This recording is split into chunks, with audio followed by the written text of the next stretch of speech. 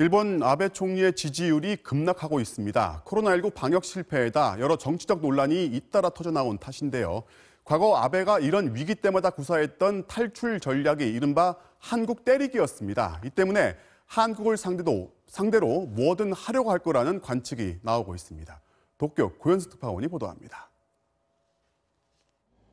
40%대를 유지해온 아베 내각 지지율이 최근 20%대로 급락했습니다.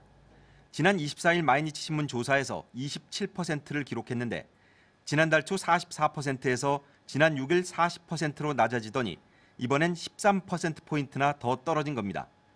아사히 신문 조사에선 29%로 나왔습니다.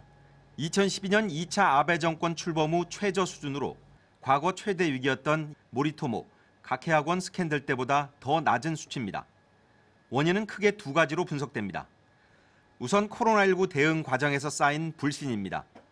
대형 유람선 등 초기 방역 실패와 진단 검사 수 부족, 의료 위기 상황까지 닥쳤지만 긴급 사태 선언은 늦었습니다. 이른바 아베노 마스크로 조롱거리가 된 첫 마스크 배포.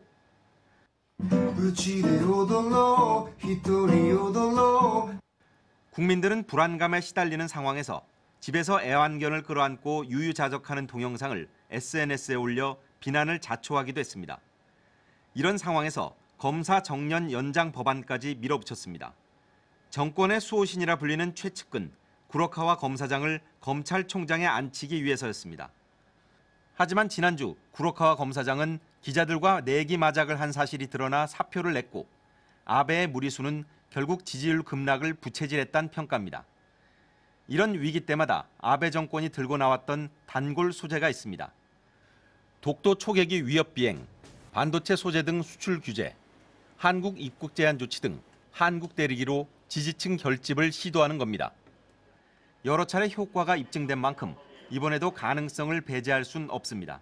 위안부 문제에 관련돼서도 신뢰할 수 없는 한국 사회, 그것을 계속 강조할 것이고 최소한 자기의 가장 강력한 우익의 지지 기반만은 그래도 확보하려고 하겠죠.